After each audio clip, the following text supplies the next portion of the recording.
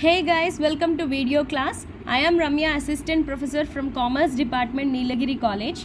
ఈ సెమిస్టర్ నేను మీకు companies law 2013 act companies act 2013 teach చేయబోతున్నానమ్మా. So let us see the syllabus copy.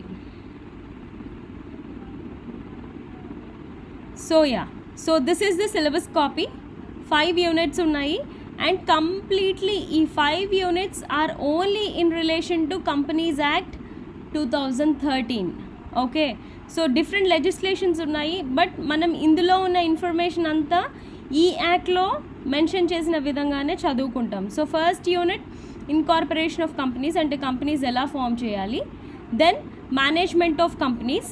So కంపెనీస్లో డైరెక్టర్ ఎవరు, వాళ్ళ అపాయింట్మెంట్స్ ఏంటి, ఎలా ఉంటాయి, రెమ్యూనరేషన్ వాళ్ళకి ఇచ్చే శాలరీస్ ఎలా ఉంటాయి, అండ్ కంపెనీ బారో చేసే లోన్స్ ఏ విధంగా బారో చేయాలి, corporate social responsibility, then corporate governance, ఇవన్నీ చూస్తాం. దెన్ యూనిట్ 3 కంపెనీ సెక్రటరీ, వాళ్ళ appointments, duties, liabilities etcetera auditing, ఈ ప్రాసెస్ అంతా చూస్తాము. Then next company meetings. So meetings ఏ విధంగా ఆర్గనైజ్ చేయాలి, ఎజెండా ఎలా ఫామ్ చేయాలి, కోరం అంటే ఏంటి, దెన్ మీటింగ్లో తీసుకునే రెజల్యూషన్స్ ఎలా ఉండాలి. Okay, then annual general body meetings ఎలా కండక్ట్ చేయాలి, మనం ఎక్స్ట్రాడినరీ జనరల్ బాడీ మీటింగ్స్ ఎలా కండక్ట్ చేయాలి, ఇవన్నీ చూద్దాం 4th యూనిట్లో. And finally 5th unit winding up of a company. So ఒక కంపెనీని క్లోజ్ చేయాలి అనుకుంటున్నాము, మూసేయాలి అనుకుంటున్నాం. So what will be the procedure. Okay, and మన వాలంటరీ వైండింగ్ అప్ మనమే క్లోజ్ చేయాలనుకుంటున్నామా, లేదా ఇన్సాల్వెంట్ అయిపోయిందా కంపెనీ, లేదా బ్యాంక్రప్సీయా. సో ఇలాంటి సిచ్యువేషన్స్ ఇవన్నీ కూడా చూద్దాం. అలాంటి సిచ్యువేషన్స్లో ఎలా క్లోజ్ చేస్తారో చూద్దాం. Okay, so now let us see ఈ ద ఫస్ట్ యూనిట్. ఈ వీడియోలో నేను మొత్తం మన యూనిట్ 1 కవర్ చేద్దామమ్మా. ఓకే,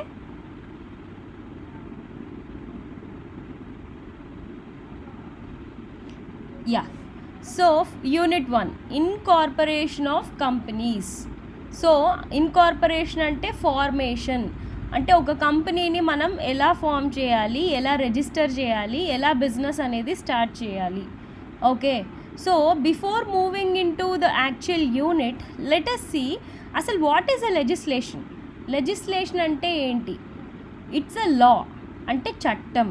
ఒక చట్టం, దానిలో ఉండే rules, regulations to govern our country, to govern a particular location, to govern a particular business sector or field. Okay, so ఇవన్నీ చేయడానికి మనం ఫ్రేమ్ చేసుకున్న rules, regulations. Okay, so legislation అంటే అదమ్మా. సో ఇది this incorporation of companies concept we are learning it from companies act 2013. Okay, so దీని according to companies act 2013 company అంటే definition వాళ్ళు ఏమి ఇచ్చారు, మీనింగ్ ఏమి ఇచ్చారు, let us see. Okay, so according to section 2 of subsection 20 from companies act 2013. So ప్రతి లెజిస్లేషన్లో, ప్రతి యాక్ట్లో మనకి సెక్షన్స్ ఉంటాయి, సబ్ సెక్షన్స్ ఉంటాయి. అందులో ఇన్ఫర్మేషన్ ఉంటుంది, లైక్ ఏం చేయాలి, ఏం చేయకూడదు, dos, don'ts. Then if you do something that is not mentioned in a legislation, then what will be the penalty, what will be the punishment. Okay, then different terms యాక్ట్లో mention చేసిన వాటి definitions etcetera ఉంటాయి. ఆన్లైన్లో ఉంటాయి, మీరు open చేసి చూసుకోవచ్చు అమ్మ డిఫరెంట్ లెజిస్లేషన్స్. ఇది కూడా అవైలబుల్ ఉంది. నేను మీకు లింక్ కూడా, పీడిఎఫ్ లింక్ కూడా మీకు వాట్సాప్ గ్రూప్లో షేర్ చేస్తాను along with this video. Okay, so according to main section 2 subsection 20, company is defined as a company incorporated under this act or under any previous company law. ఈ act కింద register అయిన ఆర్గనైజేషన్ని company అంటారు. లేదా ఇంతకుముందు కూడా మనకి ఒక యాక్ట్ ఉంది, కంపెనీస్ యాక్ట్ 1956. సో అసలు ఈ యాక్ట్ ఫామ్ అయిందే ఆ యాక్ట్ బేసిస్ పైన.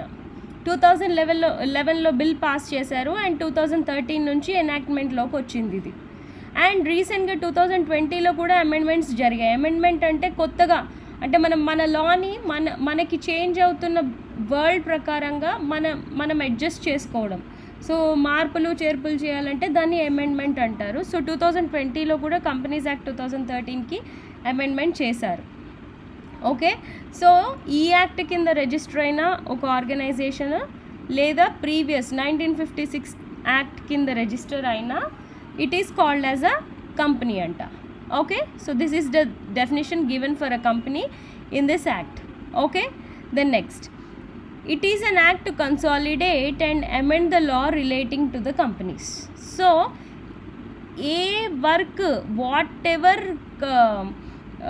what thing it is relating to a company, okay, ఏ కంపెనీ రిలేటెడ్ ఏ చిన్న కన్సర్న్ అయినా మనం కంపల్సరీ దీని ప్రకారంగానే మనం యాక్ట్ చేయాలి. Okay, that is what they told here, amend the law relating to the companies. Then next, it enacted by parliament in 64th year of Republic of India. So 64th ఇయర్లో enact అయ్యింది అని చెప్తున్నాం. So ఈ 64th year ఎలా calculate చేయాలి? It is enacted in 2013, but యాక్చువల్గా మన India ఒక కాన్స్టిట్యూషన్ని అడాప్ట్ చేసుకుంది 26th November 1949. సో ఆ 1949 ఇయర్ని 2013 ఏ ఇయర్ అయితే ఏ లెజిస్లేషన్కైనా మీరు ఈ ఇయర్ క్యాలిక్యులేట్ చేయొచ్చు. ఇది 2013లో ఎనాక్ట్ అయింది కాబట్టి 2013 - 1949 is equal to 64th year of republic of India. Okay, so ఆ ఇయర్లో ఎనాక్ట్ అయిందమ్మా. Then next, different what definitions, meanings చూద్దాం ఇక్కడ. Okay, this act may be called as the Companies Act 2013, as I already told. Then it extends to whole of India. So complete ga India మొత్తానికి ఈ act applicable. Then next, ఇది జాగ్రత్తగా చూడండి. This section actually ఇలాగే ఉంటుంది, because as it is a law ప్రతిదీ word to word, sentence to sentence క్లియర్గా రాసుకుంటారు. విత్ వాళ్ళు రాసిన పదాల మీనింగ్స్, డెఫినిషన్స్ కూడా విత్ ఎక్స్ప్లెనేషన్స్ రాస్తారు లా.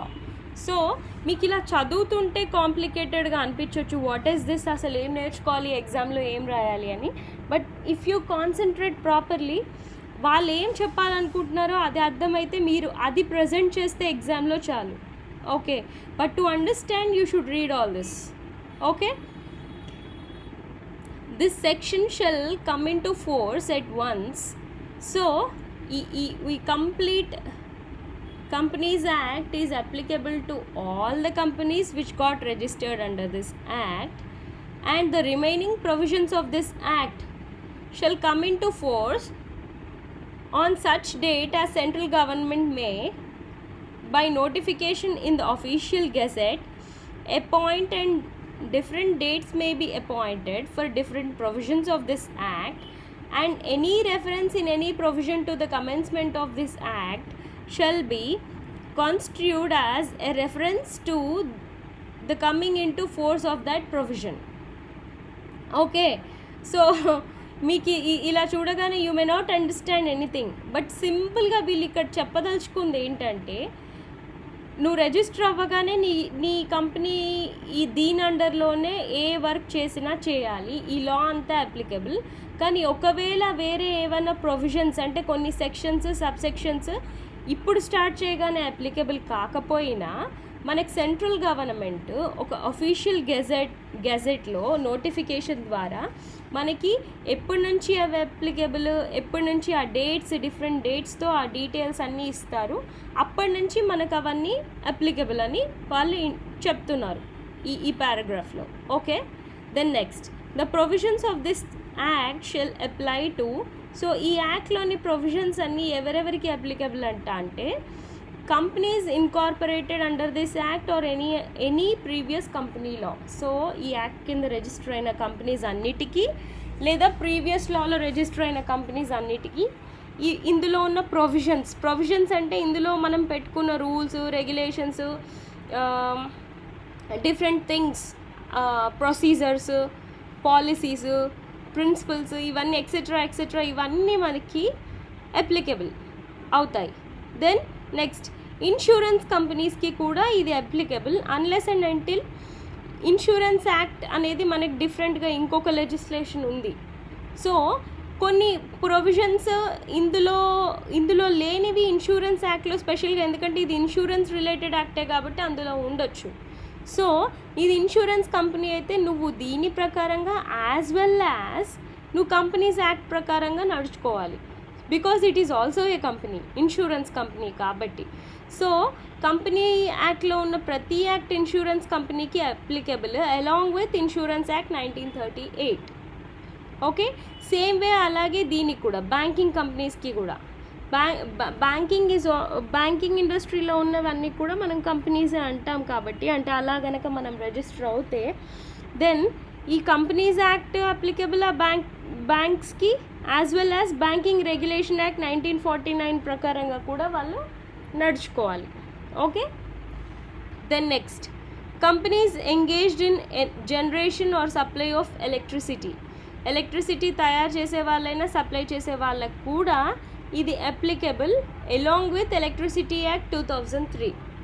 ఓకే, సో వాళ్ళు అనొచ్చు మాకు ఎలక్ట్రిసిటీ యాక్ట్ ఉంది కదా మేము దాని ప్రకారం నడుచుకుంటామని, but no, if you are registering under this act then you should also follow the rules and regulations mentioned here as well as the rules and regulations mentioned in the particular act you are related to.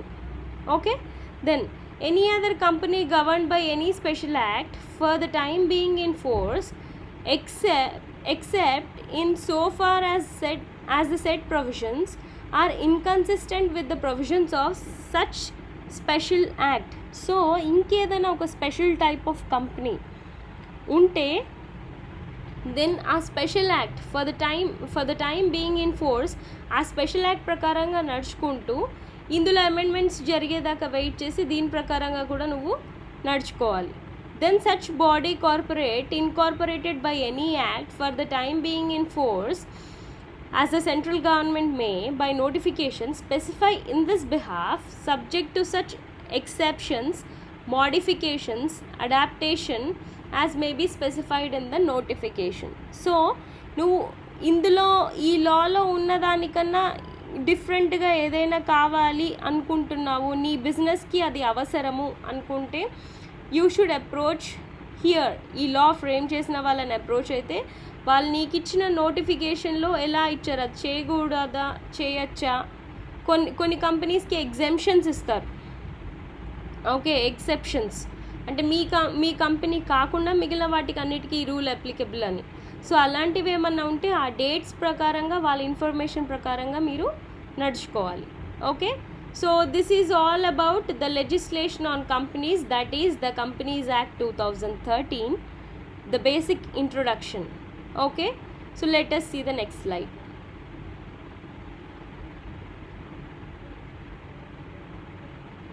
Yeah, so characteristics of a company. So company ki unde lakshanalu enti, either it can be a public company or a private company. But if we see, we have different types of companies. Sole proprietorship ante single owner, అంటే like kirana కొట్టులు లాంటివి, చిన్న చిన్న shops, single owner business ఉంటాయి.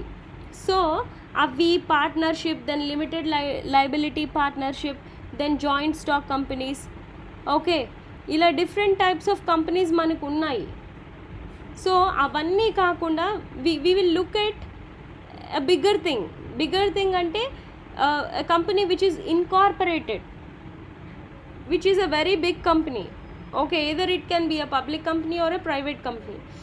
Okay, big companies ante manaki, if we see big performers in the market ante I brought some examples. Tata ఏమంటున్నారు, 2004 లో it participated in New York Stock Exchange, NYSE, the biggest stock market in the world. So 2004 లో Tata is the first Indian company to participate in their stock exchange. అంటే అక్కడ invest చేసి, అక్కడ investment తీసుకొని చేసి ఆ ప్రొసీజర్లో పార్టిసిపేట్ చేసింది Tata. Then Indian Oil Corporation, Fortune అనేది ఒక ఫేమస్ బిజినెస్ మ్యాగజైన్. సో వాళ్ళు చేసిన రీసెర్చ్లో వాళ్ళు ప్రతి ఇయర్ 500 టాప్ 500 కంపెనీస్ని మెన్షన్ చేస్తారు రీసెర్చ్ చేసి. సో ఆ టాప్ 500లో ఇండియన్ ఆయిల్ కార్పొరేషన్ ఉంటుంది, and it is the 21st largest petroleum company. Okay, in the world, 21st largest petroleum company in the world. Then SBI అది మన government bank, State Bank of India, but it is also there in 32 countries, 32 nations with 130 branches. Okay, then next Reliance కూడా 108 కంట్రీస్లో ఉంది and 8th among 250 global energy companies. అంటే energy generate చేసే కంపెనీస్లో 250 companies ఉంటే అందులో 8th. అంటే see how well it is performing, and it is the largest, Reliance is the largest exporter from India. So exports ఎన్నో ఎక్స్పోర్ట్ చేస్తుంది Reliance from India. Okay, then next Tommy Hilfiger. So అది ఈ company కూడా 100 కంట్రీస్లో ఉంది and 2000 stores operate చేస్తోంది. So ఇవన్నీ examples నేను ఫస్ట్ టాపిక్ చెప్పే ముందు ఎందుకు చెప్తున్నానంటే, ఇక్కడ we are not talking about a small business, we are looking at the big picture, big businesses who are there worldwide, global companies who are performing worldwide, who got registered under law and working according to the law. Okay, so అలాంటి కంపెనీస్కి characteristics ఎలా ఉంటాయి, let us see. First one, artificial person అంటే company అనేది ఒక artificial person అంటాం. అంటే it is intangible అంటే అసలు మనం చూడలేము, ఫీల్ అవ్వలేము, తాకలేము, బట్ స్టిల్ ఇట్ ఎగ్జిస్ట్. అంటే మనలాగా ఒక హ్యూమన్ బీయింగ్ కాకపోయినా, ఇప్పుడు గూగుల్ అనుకోండి, Google, then Tata, okay, then Mercedes, then Reliance, then Amazon, ఇవన్నీ companies. So they are all artificial persons. So company అంటే కంపెనీ ఓనర్ కాదు, లైక్ సోల్ ప్రొప్రైటర్ అంటే ఒక్కరే ఉంటారు. వన్ బిజినెస్ ఓనర్లో బిజినెస్ అంటేనే ఓనర్ అంటేనే బిజినెస్. బట్ ఇక్కడ అలా కాదు, business is a separate legal entity. Okay, so మనం టాటా తీసుకుంటే ఎగ్జాంపుల్, టాటా అనే నేమ్ కిందనే టాటానే బై చేస్తుంది రా మెటీరియల్స్, టాటానే సెల్ చేస్తుంది కార్స్, టాటానే కాంట్రాక్ట్ సైన్ చేసింది అని అంటారు. టాటా ఓనర్ పేరు తీసుకురారు. But board of directors obviously help వాళ్ళు లేకుండా ఏది జరగదు. But under the name of the company, అంటే కంపెనీ నేమ్నే ఒక సెపరేట్ పర్సన్ కింద కన్సిడర్ చేస్తున్నాము. ఎందుకు? Again look at all these examples, how they are performing. And ఇంత పెద్ద బిజినెస్లు థింక్ ఓన్లీ ఓనర్ పేరు మీద నడిపామనుకోండి, ఇలాంటి బిజినెస్లు they are very costly, they are there worldwide. Just single ఇన్వెస్టర్తో జరిగే పని కాదు ఇది. మల్టిపుల్ ఇన్వెస్టర్స్ ఉంటారు, మల్టిపుల్ క్రెడిటార్స్ ఉంటారు, అప్పిచ్చే వాళ్ళు ఉంటారు, డబ్బులు నీ బిజినెస్లో ఇన్వెస్ట్ చేసే వాళ్ళు ఉంటారు. సో వాళ్ళందరికీ నువ్వు ట్రాన్స్పరెంట్గా ఆథెంటిసిటీ మెయింటైన్ చేస్తూ బిజినెస్ నడపాలి అంటే నీ నుంచి బిజినెస్ని సెపరేట్గా చేసి బిజినెస్నే ఒక ఆర్టిఫిషియల్ పర్సన్ కింద మనం బిజినెస్ చేయాలి. నీ షేర్స్ ఎంత ఉన్నాయో ఈ బిజినెస్లో అంత మటుకే నువ్వు ఓనర్వి. మిగిలిన ఇన్వెస్ట్ చేసిన వాళ్ళందరూ కూడా ఓనర్సే to your business. Yes or no? Though it is a small part, share అనేది ఒక స్మాల్ పార్ట్ అయినా they are the owners of your business. So they will not let you become the whole owner to that company, to that particular company. So that's the reason why we should maintain it as an artificial person. Okay, business is different from owner. Then formation, of course it is not easy and it will have lots of formalities. Okay, lots and lots of formalities, because SBI if you see 32 nations-లో ఉంది, 32 countries-లో ఉంది. So ఏ కంట్రీలో ఉంటే country rules and regulations, ఆ country law of మనం follow అవ్వాలి. Okay, it is not like నేను ఇండియన్ కంపెనీ నా రూల్సే నేను ఫాలో అవుతాను అంటే that country may not accept. Okay, so formation is a bit tough, that is one characteristic లక్షణం. Then next, separate legal entity. So company and owners are separate. Already ఇందాక చెప్పాను, artificial person అన్నప్పుడు we all are separate legal entities. నాకంటూ నా rights, నా responsibilities నాకు ఉంటాయి. And same way మీ అందరికి కూడా ఎవరి రైట్ వాళ్ళకి, ఎవరి రెస్పాన్సిబిలిటీ వాళ్ళకు ఉంటుంది. So same way company will also have the right to sue, company will also have the right to cell, company will also have the right to buy. So కంపెనీకి ప్రతి right ఉంటుంది ఏం చేయడానికైనా. నీకు అగెయిన్స్ట్గా, నీ బిజినెస్ ప్రాసెస్కి అగెయిన్స్ట్గా ఒక కాంపిటీటర్ ఏదో చేశాడు. ఇప్పుడు for suppose Apple and Samsung are in competition అనుకుందాం ఏంటి, they are the biggest competitors, rivals. So Samsung for suppose యాపిల్లో ఉన్న ఏదో ఫీచర్, ఫోన్లోని ఫీచర్ శాంసంగ్ వాళ్ళు కాపీ చేశారనుకోండి, దెన్ యాపిల్ కెన్ స్యూ. అంటే స్యూయింగ్ అంటే filing a case, going legally against Samsung. ఎలా చేస్తారు? యాపిల్ సీఈఓ శాంసంగ్ సీఈఓ మీద కేసు ఫైల్ చేయడు. యాపిల్ కంపెనీ ఇట్సెల్ఫ్, ఆ నేమ్ ఇట్సెల్ఫే ఒక separate legal entity.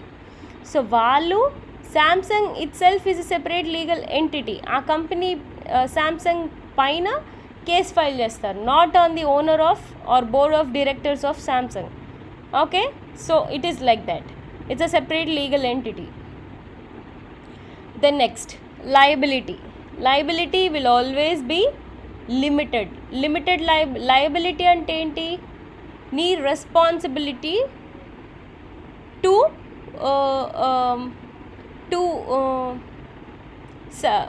satisfy the promise you made.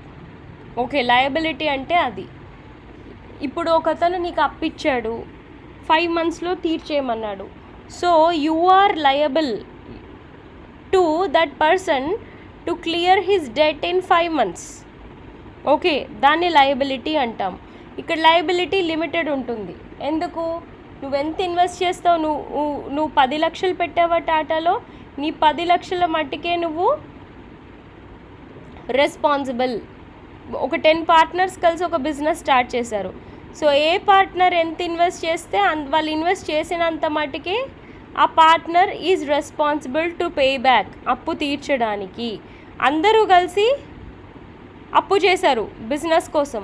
So agreement రాసుకున్నారు. సో ఆ అగ్రిమెంట్ ఏమైతే రాసుకున్నారో ఆ అగ్రిమెంట్లో ఎంతైతే నువ్వు ప్రామిస్ చేసి సంతకం చేసావో అంతవరకే నువ్వు liable. So limited liability. Then control. Board of directors are elected by shareholders.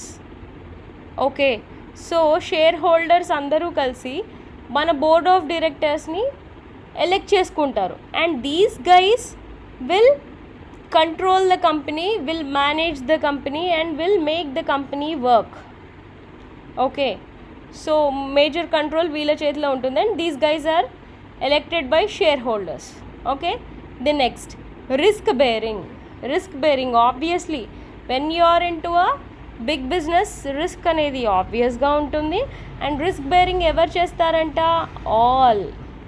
Every one అంటే ఇట్ స్టార్ట్స్ విత్ నీకెంత. ఇక్కడ లయబిలిటీ లిమిటెడ్ అని చూసాం కదా, రిస్క్ కూడా అంతే.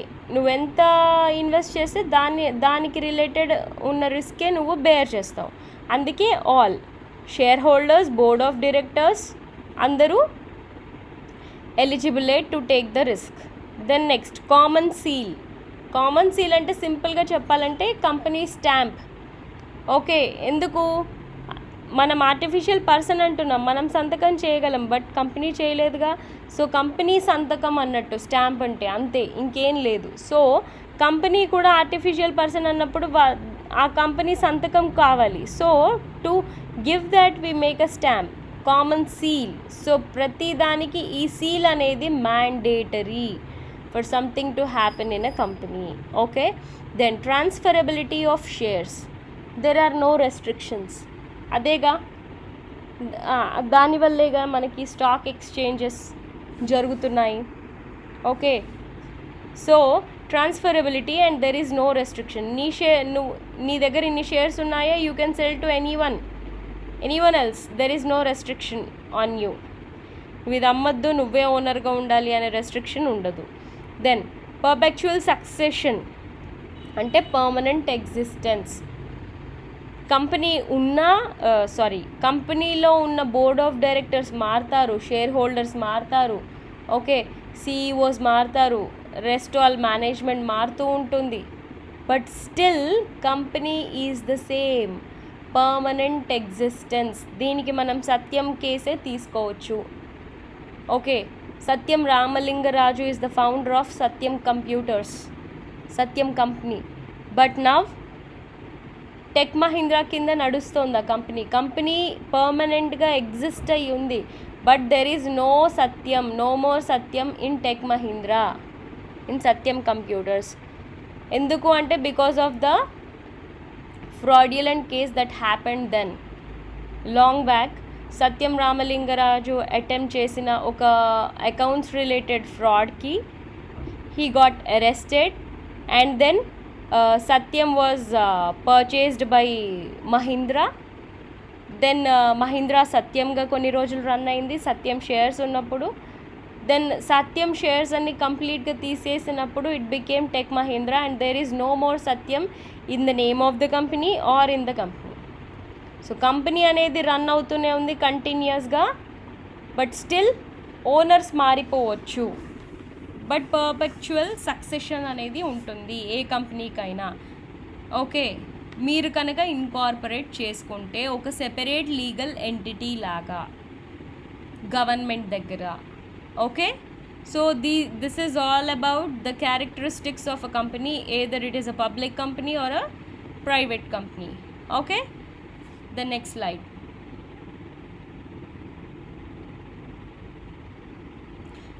Classification of companies. సో ఎన్ని విధాలుగా మనం కంపెనీస్ని డివైడ్ చేస్తాము. యాక్చువల్లీ ఈ 4 కాన్సెప్ట్ బేసిస్గా మనం డివైడ్ చేస్తాము. First one is mode of incorporation, అంటే నీ కంపెనీ ఎలా ఫామ్ అయింది, ఆన్ వాట్ బేసిస్ ఫామ్ అయింది. చార్టర్డ్ కంపెనీ అంటే trade, buying, selling, importing, exporting. So ట్రేడ్లో వర్క్ చేస్తుందా, లేదా ఇన్వెస్ట్మెంట్ కంపెనీయా, లేదా రిజిస్టర్డ్ కంపెనీయా, అన్రిజిస్టర్డ్ కంపెనీయా. అన్రిజిస్టర్డ్ అంటే ఇంతసేపు నేను చెప్పిన సోల్ ప్రొప్రైటర్షిప్ అంటే సింగిల్ ఓనర్ బిజినెస్, వాళ్ళకి రిజిస్ట్రేషన్ అక్కర్లేదు. పార్ట్నర్షిప్ బిజినెస్కి కూడా సమ్ టైమ్స్ రిజిస్ట్రేషన్ అక్కర్లేదు, చిన్న ఇన్వెస్ట్మెంట్ పెట్టి చేసే పార్ట్నర్షిప్ బిజినెసెస్కి. But if it is a big business then you should get registered because investment is high and ఆ ఇన్వెస్ట్మెంట్స్ జరిగినప్పుడు ఎలాంటి ఫ్రాడ్యులెంట్ యాక్షన్స్ జరగద్దు కాబట్టి లీగల్గా వెళ్ళాలి కాబట్టి you should get registered. Register అయితే నీకు ఎన్నో బెనిఫిట్స్ కూడా ఉంటాయి ఫ్రమ్ గవర్నమెంట్. ఓకే, ఇన్కార్పొరేటెడ్ కంపెనీయా. సో ఇలా మోడ్ ఆఫ్ ఇన్కార్పొరేషన్ అంటే ఇన్ని టైప్స్ ఉంటాయి. Then jurisdiction of functioning. So నీ కంపెనీ ఏ జ్యూరిస్డిక్షన్లో ఉంది, అండర్ ఏ లా నీ కంపెనీ, ఎవరి కంట్రోల్లో నీ కంపెనీ వర్క్ చేస్తుంది, దాని బేసిస్లో కూడా డివైడ్ చేయొచ్చు కంపెనీస్ని. లేదా నేషనాలిటీ బేసిస్ అంటే ఏ కంట్రీలో వర్క్ చేస్తుంది నీ కంపెనీ, దాని బేసిస్లో కూడా డివైడ్ చేయొచ్చు. And finally limit of membership, నీ కంపెనీలో ఎంతమంది మెంబర్స్ ఉన్నారు, ఎంతమంది మనీ ఇన్వెస్ట్ చేశారు. ఓకే, సో దాని basis limit of membership. And వీటన్నిటికన్నా this is most important because people are putting money into your business, they want to become members of your business. So money related kabatti this plays the major role, key role. So deeni basis se nen first classification of companies cheptanu, then later on ee 3 basis lo cheptanu. Okay, so first one limit of membership. Limit of మెంబర్షిప్లో మనకు 2 types ఉన్నాయి, private company, public company. So limit of members, public members అంటే government అండర్లో ఉంటుంది, private company అంటే private మెంబర్సే ఉంటారు. So private company features చూద్దాం మనం. Cannot have greater than 50 members. Employees కాకుండా, ఎంప్లాయీస్ అసలు మనకు కన్సిడరేషన్లో రారు, they work for the company. But ఓనర్షిప్లో మనం చూస్తే మనకి 50 మెంబర్స్ కన్నా ఎక్కువ ఇన్వెస్టర్స్, ఓనర్స్, షేర్ హోల్డర్స్ మనకి ఉండకూడదు in a private company. Okay, then next cannot invite public to purchase shares or debentures through open invitation. అంటే మనకి న్యూస్ పేపర్స్లో జనరల్లీ అడ్వర్టైజ్మెంట్స్ చూస్తుంటాము, ఈ పబ్లిక్ గవర్నమెంట్ కంపెనీస్ ఇవి ఉన్నాయి కదా, Steel Authority of India, Bajaj auto limited. So వీళ్ళందరూ news పేపర్లో కూడా యాడ్స్ ఇస్తారు, మేము షేర్ మా షేర్ ప్రైస్ ఎంత, please come buy our shares, invest in our company అనేసి. బట్ వీళ్ళు అలా ఇవ్వలేరు ప్రైవేట్ కంపెనీస్. షేర్స్ కొనుక్కోమని, డిబెంచర్స్ అంటే బాండ్స్ రాసుకోవడం కంపెనీకి, అంటే మీ మనీ తెచ్చి మా దగ్గర పెట్టండి. ఇట్స్ సింపుల్గా చెప్పాలంటే ఫిక్స్డ్ డిపాజిట్ లాగా. సో ఒక బాండ్ రాసేసుకుంటారు, మీ మనీ వాళ్ళకి ఇస్తే ఎవ్రీ ఇయర్ అంటే మీరు రాసుకున్న క్వార్టర్లీయో, హాఫ్ ఇయర్లీయో లేదా ఇయర్లీయో ఇంట్రెస్ట్ మీకు పే బ్యాక్ చేస్తూ ఉంటుంది కంపెనీ. సో అలాంటివి డిబెంచర్స్ అంటే అవి. సో ఇలా పబ్లిక్ యాడ్ మాత్రం ఈ ప్రైవేట్ కంపెనీస్ ఇవ్వలేవు. They can't give a public invitation. Then next, restriction on transfer of shares. ఇక్కడ ఏమవుతుంది, ఈ పబ్లిక్ ఇన్విటేషన్ ఇవ్వట్లేదు అంటే వాళ్ళంతలో వాళ్ళే ఇంట్రెస్ట్తో నీ కంపెనీలో వచ్చి ఇన్వెస్ట్ చేయాలి and members must not be more than 50. Okay. Then next, restriction on transfer of shares. Okay. So నువ్వు ట్రాన్స్ఫర్ ఆఫ్ అంటే ఓనర్స్ అనేది డిసైడ్ అయిపోతుంది మొదలే, సో దట్ షేర్స్ మార్చుకోలేరు. వాళ్ళు బాధ్యతగా కంపెనీ కోసం వర్క్ చేయాలి కాబట్టి ఈజీగా నువ్వు ఎవరికి పడితే వాళ్ళకి షేర్స్ ట్రాన్స్ఫర్ చేసుకోలేవు. Okay. Then minimum paid up share capital is 1 lakh. So 1 lakh రూపీస్తో ఈ బిజినెస్ స్టార్ట్ చేయొచ్చు. And private limited at the end. So ప్రతి కంపెనీ ఎండింగ్లో ప్రైవేట్ లిమిటెడ్ అని ఉండాలి. Minimum 2 members, maximum 50 members. 2 membersతో స్టార్ట్ చేయొచ్చు ఈ బిజినెస్, 50 members దాకా వెళ్ళొచ్చు membership. Okay. Then next, ownership only to few well known selected persons. Well known selected పర్సన్స్కే ownership ఇస్తారు. ఇప్పుడు 50 members అయ్యారనుకోండి మెంబర్స్, అందరికీ ఏమి ఇవ్వరు ఓనర్షిప్. కొందరు స్లీపింగ్ పార్ట్నర్స్ ఉండొచ్చు. సో అలా రకరకాల పార్ట్నర్స్, మళ్ళీ అగైన్ మనం it's big concept, partners, types of partners అదంతా చెప్పకుండా సింపుల్గా చెప్తున్నాను. 50 members అంటే 50 membersకి ఓనర్షిప్ ఇవ్వరు. Few well known people who want to become an active partner, who want to seriously work for the company, వాళ్ళకి ఓనర్షిప్ ఇస్తారు ఇక్కడ. Then next, need more money for partnership then gets converted to private company. But not all regulations of the companies act are applicable. So ఈ ఎక్కువ డబ్బులు కావాలా ఇంకా ఈ బిజినెస్ని వృద్ధిపరచడానికి, then gets converted to a private company. Simple పార్ట్నర్షిప్లో నడుస్తుంది, కానీ ఇంకొంచెం హ్యూజ్ క్యాపిటల్, హయ్యర్ క్యాపిటల్తో స్టార్ట్ చేయాలనుకుంటున్నావా, నువ్వు ప్రైవేట్ కంపెనీగా రిజిస్టర్ అవ్వు. బట్ ఏమంటున్నారు, కంపెనీస్ యాక్ట్లోని అన్ని ప్రొవిజన్స్ దీనికి అప్లికేబుల్ కాదు. Okay. So joint stock company అని అనలేము, అలా అని పార్ట్నర్షిప్ కంపెనీ అని అనలేము. It's a private company where కొన్ని ప్రొవిజన్స్ ఫ్రమ్ పార్ట్నర్షిప్స్ యాక్ట్, కొన్ని provisions as a joint stock company ఇది ఎంజాయ్ చేస్తుంది. They may also participate and get shares.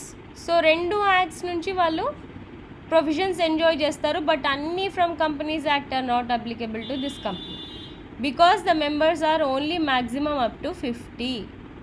Okay. And there is restriction on transfer of shares. Okay. So this is all about private company. Then let us see public company. When huge capital is needed and private people cannot do it, people plan for public company. So చాలా huge capital కావాలి, crores and crores of rupees కావాలి ఒక పలానా business start చేయాలంటే. Then just ఒక team చేయలేరు ఆ business. We need more money. So they go public. Going public అంటే getting investment from public by giving open invitations.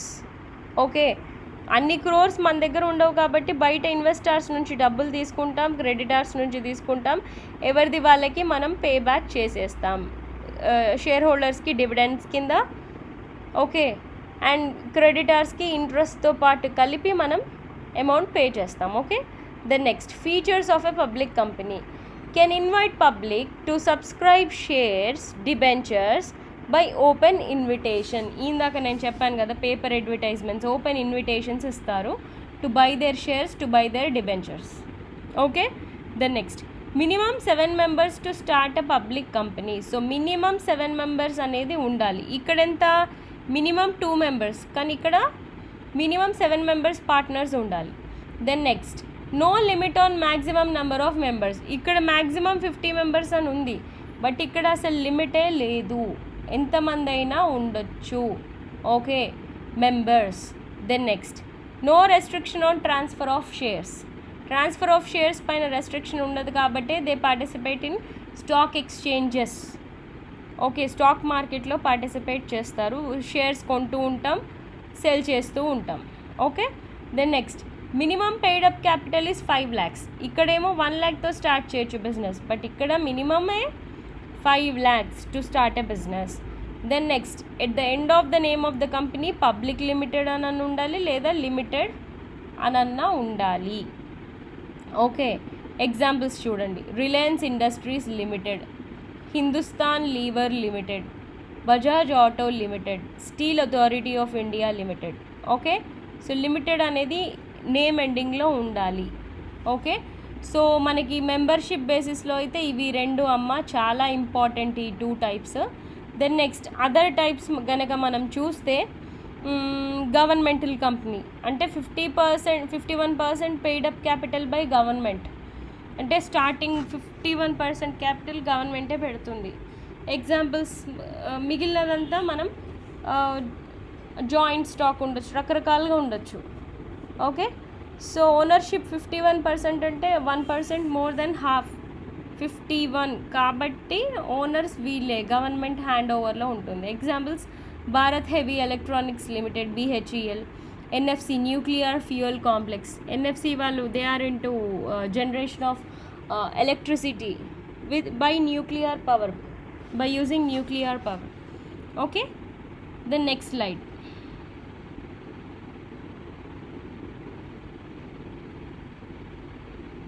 Yeah, statutory company. So statutory company అంటే a company created by special act of parliament or state legislature.